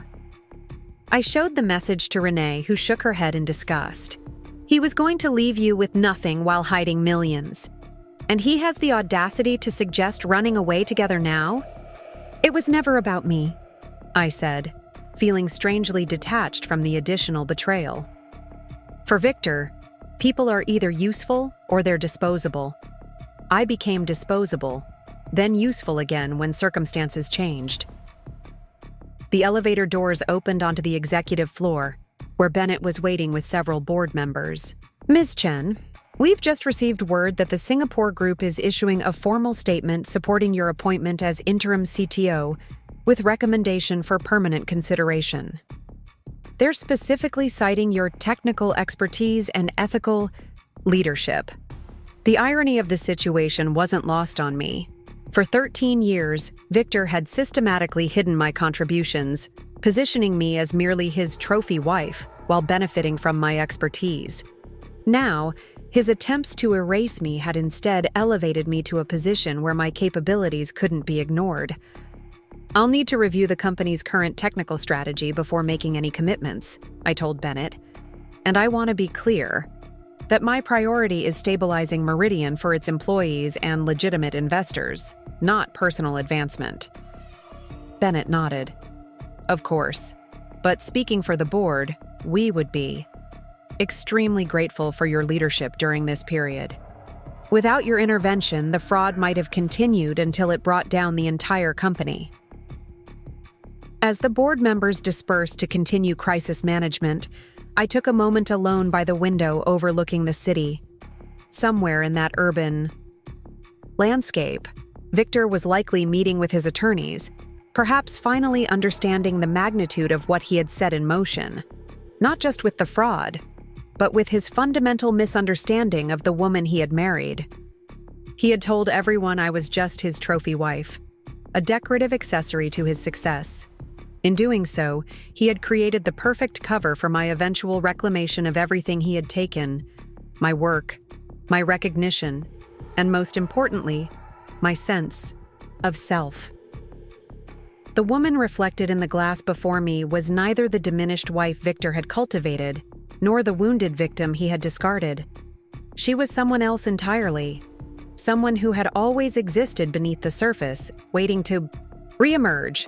Interim Chief Technology Officer Olivia Chen, the hidden architect finally stepping into the light. 3 weeks into my role as Meridian's interim CTO, the rhythm of corporate leadership had become almost familiar. My mornings began with systems reports from Maya's team, followed by strategy meetings with department heads who had initially regarded me with skepticism, but now sought my input with genuine respect. Afternoons typically involved coordination with the legal team managing the SEC investigation and calls with key clients concerned about the company's stability. Today was different. Today was Victor's arraignment. I sat at my desk, a sleek glass affair that had once belonged to Katerina during her brief tenure as COO, reviewing security protocols for a major client when Thomas Bennett knocked on my open door. "You don't have to attend, you know," he said, his expression sympathetic. "The board would completely understand if you chose to focus on operations instead." I glanced at the clock. 2 hours until Victor would stand before a judge and enter his plea to 6 federal charges including securities fraud, wire fraud, and making false statements to investors. "I appreciate that," I replied, closing my laptop. "But I need to be there." Bennett nodded, understanding without requiring further explanation. In the weeks since the scandal had broken, he had become an unexpected ally, advocating for my permanent appointment to the executive team and deferring to my expertise on technical matters without hesitation. "The company car is waiting whenever you're ready," he said. "James and I will join you if that's acceptable. The board feels we should present a unified presence." The gesture wasn't lost on me. Meridian's chairman and CFO flanking me at Victor's arraignment sent a clear message about where the company now stood. As I gathered my things, my phone lit up with a message from Renee. Media circus already forming outside courthouse. Back entrance cleared with security for your arrival. I'll meet you there." The drive downtown passed in contemplative silence. Bennett and Weathers respected my need for mental preparation, each absorbed in their own thoughts about the company's former CEO, now facing potential prison time. The federal courthouse loomed ahead, its imposing stone facade partially obscured by news vans and reporters stationed out front. As promised, our driver navigated to a secured side entrance where federal marshals waited to escort us inside. Renee was already there, her press credentials hanging around her neck. As a financial journalist, she had legitimate reason to attend beyond supporting me. "Ready for this?" she asked quietly as the marshals led us through security. "As ready as I'll ever be," I replied. The courtroom was nearly full when we entered, a mix of journalists, financial industry observers, and curious public spectators.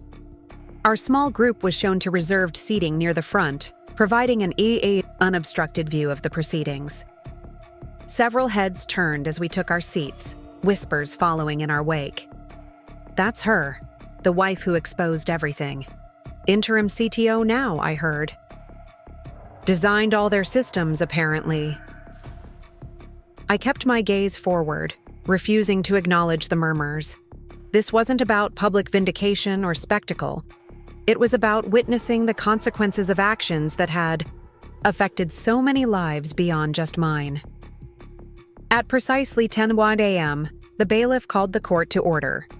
Moments later, Victor entered with his attorney. Not Harriman, but a high-profile criminal defense lawyer whose services undoubtedly cost more per hour than most people earned in a week. Victor looked composed in an expertly tailored suit that nonetheless couldn't hide how much weight he'd lost. His eyes scanned the courtroom methodically until they found me, widening slightly in surprise at my presence before quickly masking any reaction. The charges were read in the formal language of the court, each count representing millions of dollars in investor funds obtained through misrepresentation and fraud. When asked for his plea, Victor's voice was steady. "Not guilty, Your Honor." Beside me, Bennett exhaled sharply. We had anticipated this, of course. Victor wouldn't admit culpability when he could still attempt to construct an alternative narrative. Blame Katerina, claim ignorance of technical details, paint himself as a CEO who trusted the wrong people. The prosecution requested high bail, citing flight risk due to Victor's access to international resources and the severity of the charges. His attorney countered that his client had surrendered his passport and had deep community ties.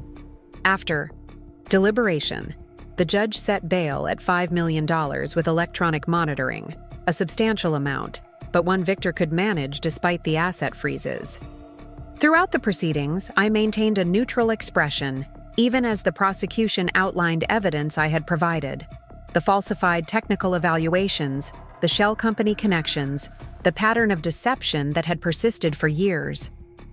It was surreal hearing my discoveries laid out in the clinical language of criminal charges, transformed from personal betrayal to federal case number. When the arraignment concluded, Victor conferred briefly with his attorney before walking, directly toward where I sat with Bennett and Weathers. The courtroom fell silent, attention focusing on this unexpected confrontation. "Olivia," he acknowledged with a slight nod, his expression carefully controlled. "Thomas, James." "Victor," Bennett replied coolly. "I'm surprised you chose to approach us." "I wanted to speak with my wife," Victor said, his eyes not leaving my face. "Privately, if possible." "Ex-wife, soon enough," I corrected calmly. "And there's nothing to discuss that can't be handled through our attorneys." "This case is built on misunderstandings," he persisted, lowering his voice. "Technical complexities that look suspicious without context. You know how these things work, Olivia. We could end this if you would just—" "Mr. Reynolds," Weathers interrupted firmly, "this is neither the time nor place for such discussions. Any communication should go through proper legal channels." Victor's composed facade cracked slightly, a flash of the anger beneath showing through. "You've turned my own board against me? Is that part of your revenge? The board made its own assessments based on evidence, Bennett replied before I could. Evidence that speaks for itself. A court officer approached, gesturing that we needed to clear the area. Victor held my gaze for one more moment. This isn't over, Olivia. When the full story comes out, that's exactly what I'm counting on, I said quietly. The full story. Every detail. As we exited the courthouse through a private corridor, reporters shouted questions from behind barriers. Bennett fielded a few with practiced corporate diplomacy. Meridian was cooperating fully with authorities. The company continued to serve clients without interruption. The board had complete confidence in the current leadership team. In the car returning to Meridian headquarters, I finally allowed myself to process the reality of seeing Victor in court, charged with crimes that could send him to prison for decades. He's still convinced he can charm his way out of this. I observed more to myself than my companions. Weathers nodded grimly. Victor has always believed in his ability to control narratives. It's what made him effective as CEO and dangerous when that skill was misapplied.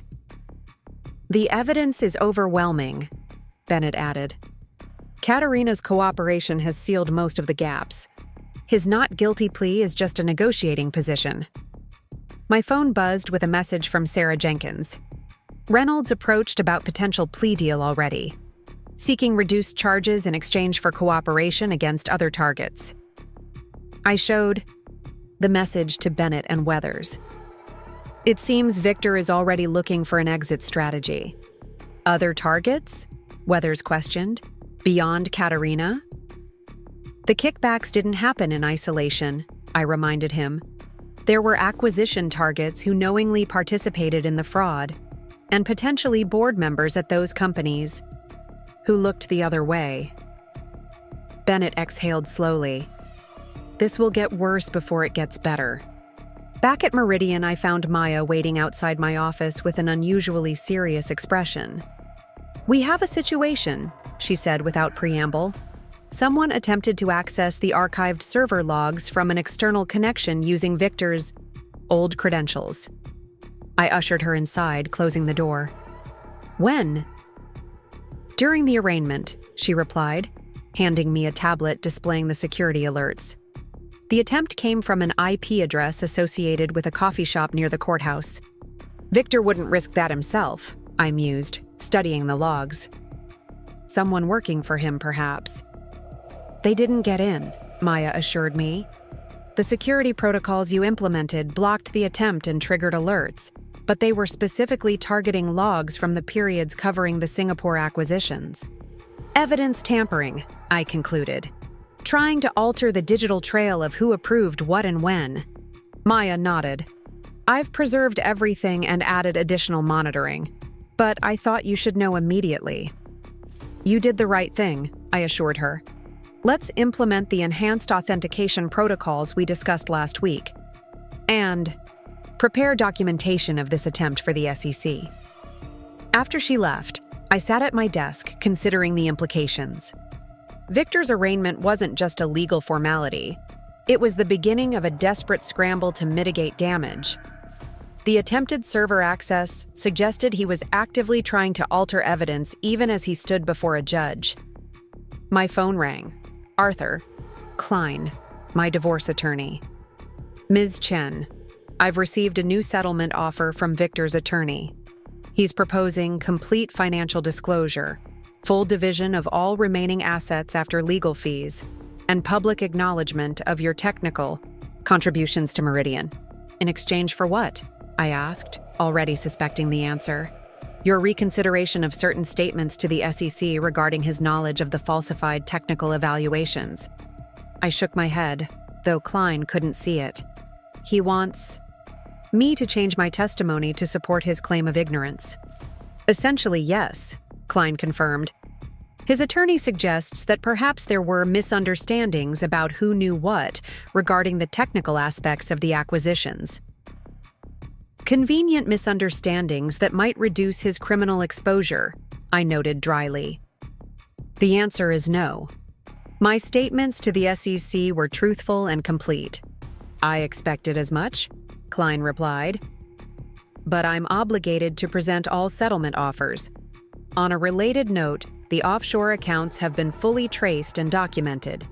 The court has granted our motion to classify them as marital assets improperly, concealed during the dissolution process. Good, I said simply. Victor needs to understand that actions have consequences, in our marriage and in his business dealings. After ending the call, I turned my attention back to Meridian's operational challenges. The company was stabilizing after the initial shock of the scandal, but significant work remained to restore client confidence and implement proper governance protocols. A knock at my door interrupted my thoughts. William Tan stood in the doorway, his presence unexpected as he had been managing the Singapore Group's interests remotely since the crisis began. Mr. Tan, I greeted him, rising to offer a handshake. I wasn't aware you were in the country. A situation of this magnitude warrants personal attention, he replied. May I join you? I gestured to the visitor chairs, noticing that despite the gravity of the circumstances, Tan appeared remarkably composed. I understand you attended the arraignment this morning. From the back of the courtroom, he confirmed. I preferred to observe without drawing attention. Mr. Reynolds seems confident for someone facing such substantial charges. Victor has always excelled at projecting confidence, I noted, even when the situation doesn't warrant it. Tan smiled, slightly. A common trait among certain executives. They believe perception can override reality if managed skillfully enough. Until it can't, I added. Indeed. Tan placed a slim portfolio on my desk. The Singapore Group has completed our assessment of Meridian's current position. Despite the fraud associated with specific acquisitions, the underlying business remains fundamentally sound. With proper leadership and governance reforms, I accepted the portfolio. I've been implementing technical safeguards to prevent similar issues in the future. Any transaction above certain thresholds now requires multiple independent verifications. A prudent approach, Tan acknowledged. However, our concern extends beyond technical safeguards to leadership continuity. I met his gaze directly. You're worried about stability during the transition. On the contrary, he corrected. We're concerned about losing the leadership that has successfully navigated this crisis. Specifically, yours. The implication was clear, but I waited for him to continue. The board has indicated they are considering external candidates for the permanent CTO position, Tan continued, while simultaneously praising your handling of the situation. This seems inconsistent. I hadn't been aware of the board's external search, though it wasn't entirely surprising. Despite my success in the interim role, corporate leadership often reverted to familiar patterns when crisis passed. Meridian needs stability and proven expertise, I acknowledged carefully. Whether that comes from me or another qualified candidate. Ms. Chen, Tan interrupted gently. Let us speak plainly. The Singapore Group represents the largest single investment in Meridian. We were defrauded through falsified technical evaluations that you uncovered. You then stabilized the company's systems and implemented reforms that have restored operational integrity. He leaned forward slightly. We are not interested in seeing Meridian return to business as usual with another executive who might prioritize appearances over substance. Our continued investment is contingent upon leadership we trust. The statement carried clear implications about the Singapore Group's expectations for my role. Are you suggesting you would withdraw support if I'm not appointed permanently? I am suggesting, Tan replied carefully, that our confidence in Meridian is directly connected to your continued leadership in a permanent capacity. The board should understand this position before making their decision. After Tan departed, I sat considering the unexpected leverage his support provided. The Singapore Group's investment was critical to Meridian's recovery. Their withdrawal would create another crisis just as the company was stabilizing. A message from Bennett appeared on my phone. Board meeting tomorrow morning to discuss permanent executive structure. Your continued leadership critical to our recovery. Hope you'll consider formal appointment. The timing suggested Tan had already conveyed the Singapore group's position to Bennett. The board chair was moving quickly to secure my commitment before the situation could complicate further. I was still contemplating these developments when Renee arrived, carrying takeout from our favorite Thai restaurant. You look thoughtful, she observed, setting containers on the small conference table in my office. After effects of seeing Victor in court? Partially, I acknowledged, joining her at the table. But also some unexpected developments here. The Singapore group is apparently insisting on my permanent appointment as CTO. Renee paused in unpacking the food. That's significant leverage. It is, I agreed, and not entirely comfortable. I want the position because I'm qualified for it, not because investors are issuing ultimatums. You are qualified, Renee pointed out. That's precisely why they're insisting on you. They were defrauded when the company allowed someone else to take credit for your expertise. Now they want the real thing, not another figurehead. Put that way, it made more sense. Still, corporate politics had never been my preferred arena. I had always valued the clarity of technical work over the ambiguity of executive positioning. The board is meeting tomorrow to discuss the permanent structure, I told her. Bennett has already indicated they want me to stay on officially. And what do you want? Renee asked, studying me carefully. It was the question I'd been asking myself since taking the interim role.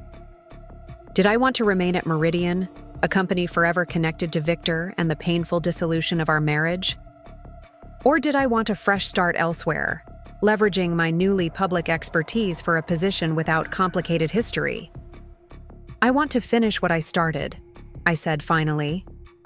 Not just the system reforms, but the complete transformation of how Meridian approaches technology and transparency.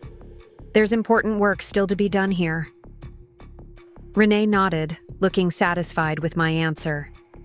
Then you should set your terms.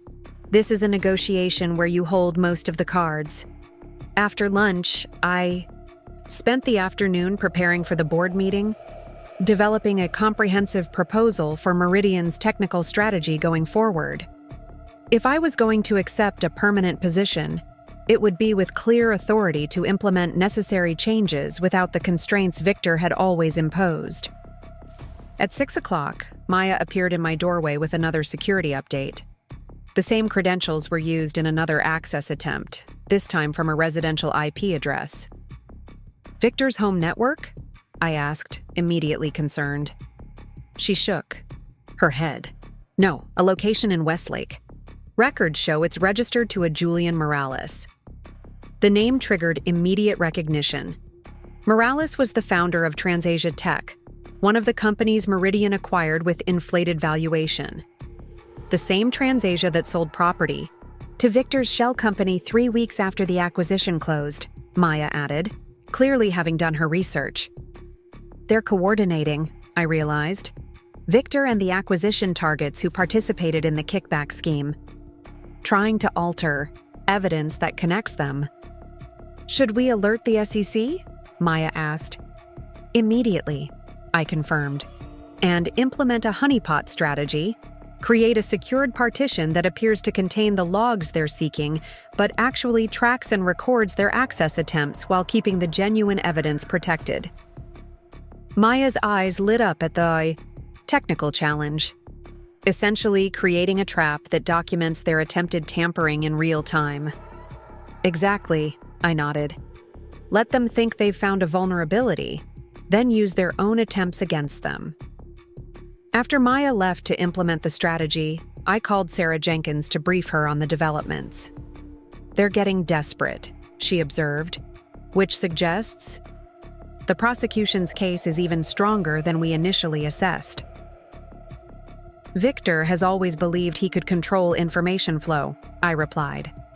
It's disorienting for him to encounter systems he can't manipulate, technically or socially. Speaking of manipulation, Jenkins said, her tone shifting slightly, we've received a formal statement from Katerina Vasquez's attorney suggesting that she was, and I quote, working under direct instruction from Victor Reynolds while being kept deliberately unaware of the broader fraud implications. She's positioning herself as another victim, I noted, unsurprised by the strategy. Similar to how you were positioned for years, Jenkins pointed out. The difference being that you actively exposed the fraud once you discovered it, while she participated until caught. The parallel wasn't entirely fair. Katerina had cooperated once she understood Victor's plans to make her the scapegoat, but the distinction mattered in both legal and ethical terms. The technical evaluations bearing her signature contain deliberate misrepresentations she must have recognized as false, I reminded Jenkins. Her expertise was genuine, unlike Victor's claimed capabilities. Which is precisely why the prosecution views her as a critical cooperating witness rather than merely another target, Jenkins agreed. Her testimony about Victor's explicit directions to falsify data could be decisive. After the call ended, I remained at my desk well into the evening, finalizing my presentation for the board meeting. The stakes extended far beyond my personal career trajectory. Meridian employed hundreds of people whose livelihoods depended on the company's successful navigation of this crisis. Around 9, my phone lit up with an email notification from Victor's personal account, not his attorney. Olivia, by now you've likely been informed of attempts to access certain system logs. I want to be clear that I have no connection to these actions, which appear to be desperate measures by individuals I unfortunately trusted. Tomorrow's board meeting will determine Meridian's leadership going forward. Before that decision is finalized, I hope you'll consider the possibility that we could both emerge from this situation with our respective interests protected. My attorney has presented terms for our divorce settlement, including full financial disclosure and acknowledgement of your technical contributions. I'm prepared to make these terms even more favorable if you would reconsider certain aspects of your statements to investigators. This isn't about evading responsibility. It's about ensuring the punishment fits the actual involvement. Certain technical details may have been presented to me in misleading ways by others involved in the acquisitions. Despite everything, I still believe we understood each other once. That understanding could still serve us both. Victor. The transparent attempt at manipulation might once have given me pause, made me question my recollections, or wonder if I was being too harsh in my assessment of his actions. Now it only confirmed how little Victor had learned from the consequences of his choices. I drafted a simple reply. Victor, any reconsideration of my statements would require me to commit perjury, as my testimony reflected the truth as I witnessed it. No settlement terms would be worth compromising my integrity, something you may find difficult to understand. The system access attempts have been documented and reported to authorities. If you are truly not involved, I suggest you distance yourself completely from those who are. As for understanding each other, I believe recent events have provided all the clarity needed about the nature of our relationship and your character. All further communication should go through our respective attorneys. Olivia. After sending the reply, I gathered my things to leave for the night, passing the security team that now maintained 24-hour presence at Meridian's headquarters, another consequence of the crisis. The guard at the executive elevator nodded respectfully. Good night, Ms. Chen. Car service waiting to take you home. Home. The word caught me momentarily. I had been staying in Renee's guest room since discovering Victor's betrayal, but had recently leased my own apartment, a modern space overlooking the River District, selected entirely according to my own preferences without consideration of Victor's opinions on appropriate appearances. In the car, I reviewed messages that had accumulated throughout the day. Among them was a notification from Klein that the court had approved emergency distribution of certain marital assets, including funds Victor had attempted to hide offshore. My financial independence was now secured regardless of Meridian's decision about my permanent role. I also found an unexpected message from Maya, sent after our security discussion. Team wanted me to share that we've unanimously supported your permanent appointment in our feedback to the board. Your leadership has transformed the technical department's culture.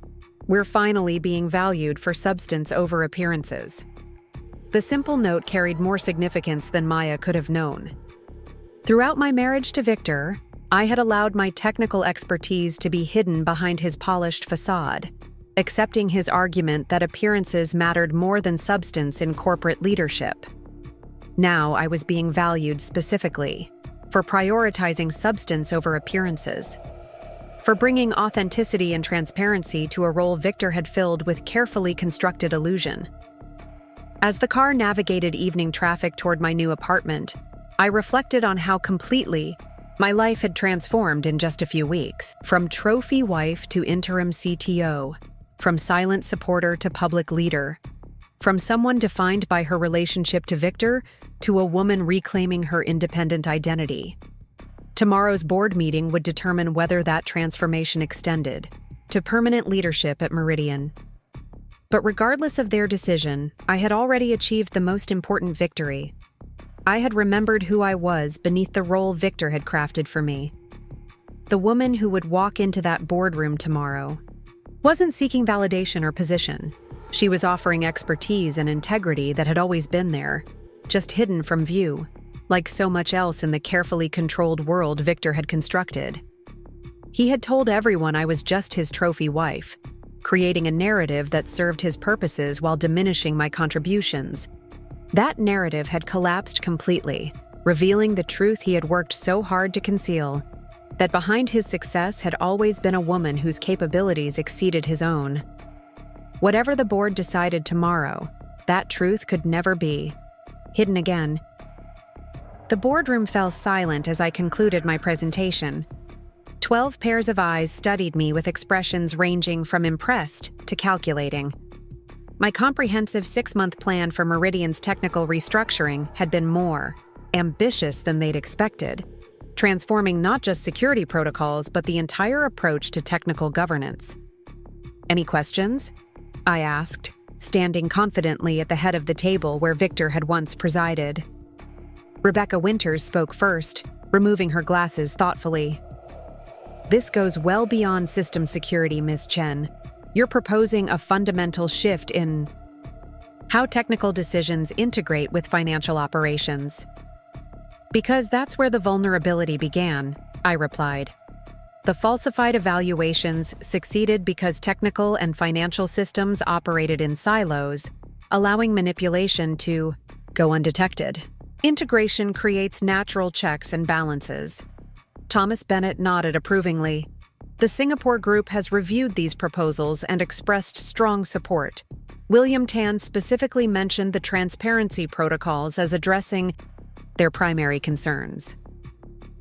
Several board members exchanged glances at this reminder of the Singapore investors' influence and their clear preference for my leadership. The political undercurrents were impossible to ignore, though I had deliberately avoided leveraging Tan's support directly. "Implementation timeline?" Jonathan Morris asked, a note of skepticism still evident in his voice. He had been closest to Victor among the board members and remained reluctant to embrace the changes catalyzed by his friend's downfall. 3 months for critical systems, I explained. 6 months for complete integration. Costs are outlined on page 12, with projected savings from efficiency improvements offsetting the initial investment within 9 months. The questions continued for another 20 minutes, detailed, probing, but increasingly focused on execution rather than justification. The board had moved beyond questioning whether these changes were necessary to considering how best to implement them. Finally, Bennett cleared his throat. "Thank you, Ms. Chen. If there are no further questions about the technical proposal, I believe we should move to our next agenda item." He glanced around the table, receiving nods of agreement. "Ms. Chen, The board would like to discuss your role at Meridian going forward. Would you prefer to step out for this discussion? That won't be necessary, I replied calmly. I'm prepared to discuss my position directly. Bennett smiled slightly. Very well. As you know, your appointment as interim CTO was initially structured as a 3-month engagement to stabilize systems during the crisis. That period concludes next week. I'm aware, I acknowledged. The board has reviewed several external candidates, he continued, all with impressive credentials. None with your specific knowledge of Meridian systems or demonstrated ability to manage the unique challenges we're facing. Rebecca Winters interjected, "To be blunt, Ms. Chen, you designed these systems. You identified the vulnerabilities that were exploited. You've implemented reforms that have restored investor confidence during an extraordinarily difficult period. The learning curve for any external candidate would be steep and potentially risky during this sensitive transition." I maintained a neutral expression, though the validation from someone who had initially been most skeptical of my capabilities was particularly meaningful. Additionally, Bennett added, the Singapore group has made their preference for continuity and technical leadership quite clear. While the board maintains independence in personnel decisions, we recognize the importance of investor confidence in our current circumstances. The diplomatic reference to Tan's ultimatum brought slight smiles to several faces around the table. Everyone understood the leverage the Singapore investors had provided, though no one would explicitly acknowledge it. Therefore, Bennett concluded, the board unanimously recommends your appointment as permanent Chief Technology Officer, effective immediately, with the additional title of Executive Vice President for Technical Strategy. The dual title represented significantly expanded authority beyond what I had held in the interim role, placing me firmly in the core executive leadership with broad strategic influence beyond purely technical matters. We're prepared to offer a comprehensive compensation package reflecting these responsibilities, Bennett continued, including equity participation aligned with long-term value creation. I allowed myself a moment to absorb the significance of what was happening. 6 weeks earlier, I had been Victor's discarded wife, dismissed by many of these same people as merely decorative. Now they were unanimously appointing me to executive leadership with equity participation, effectively making me a part owner of the company Victor had built by claiming credit for my work. I appreciate the board's confidence, I replied carefully. Before accepting, I want to ensure complete alignment on reporting structure and decision authority. The technical integration I've outlined requires cross-departmental implementation, without the bottlenecks that previously allowed manipulation. Bennett nodded, unsurprised by my conditions. We've anticipated those concerns. You'll report directly to the board through the chair, with dotted line reporting from finance and operations for technical integration purposes. Full details are included in the formal offer. It was more than I had expected, a structure that prevented any single executive from creating the silos Victor had exploited. Then I accept, I said simply, and I appreciate the board's support during this transition. The formalities concluded quickly after that. Handshakes, congratulations, and a brief discussion of how the announcement would be communicated externally. Within 30 minutes, I was back in my office, now officially mine, not just temporarily occupied, when my phone lit up with a message from Renee. Just saw the press release hit the wires. Permanent CTO with EVP Title II, celebration dinner. Tonight, non-negotiable. I smiled at her enthusiasm, though my own emotions were more complex than simple celebration. Professional vindication mixed with lingering sadness about the circumstances that had created this opportunity. Victor's betrayal had catapulted me into a position I might never have sought on my own, forcing me to reclaim capabilities I had allowed to be diminished during our marriage. My phone rang. Sarah Jenkins from the SEC. Congratulations on the appointment, she said without preamble. I just reviewed the press release. Thank you, I replied, though I imagine that's not why you're calling. Perceptive as always. Jenkins confirmed. Victor's attorney has approached us with a proposed plea agreement. He's offering full cooperation against others involved in the acquisition fraud in exchange for reduced charges. I wasn't surprised. Victor had always prioritized self-preservation. And you're telling me because his cooperation would likely include testimony that you were aware of the technical manipulation earlier than you've stated in your declarations to us. The implication was clear. Victor was planning to implicate me as a knowing participant, rather than someone who discovered and exposed the fraud. That would be perjury, I said flatly. I've provided complete documentation of when and how I discovered the falsified evaluations. I'm well aware, Jenkins assured me, which is why I wanted you to know about this development. The prosecution isn't inclined to accept his characterization without substantial corroborating evidence, which he doesn't appear to have. But you should be prepared for this line of attack if the case proceeds to trial. After the call ended, I sat contemplating Victor's latest attempt at manipulation. Even facing prison, he was still trying to control the narrative, to diminish my role in exposing the fraud by suggesting I had been complicit all along. It was entirely consistent with how he had operated throughout our marriage, taking credit for my contributions while minimizing my agency. The difference now was that his credibility had been fundamentally undermined, while mine had been strengthened by consistent documentation and transparency. A knock at my door interrupted my thoughts. Maya stood in the doorway, a small wrapped package in her hands and the technical team visible behind her. "We heard the announcement," she said, her expression brightening my mood immediately. "The team wanted to congratulate you properly. They filed in. 6 brilliant programmers and security specialists who had initially regarded me with curiosity when I arrived as interim CTO, then with growing respect as they recognized my expertise. Now they looked at me with genuine appreciation, bordering on admiration." "This is from all of us," Maya said, placing the small package on my desk.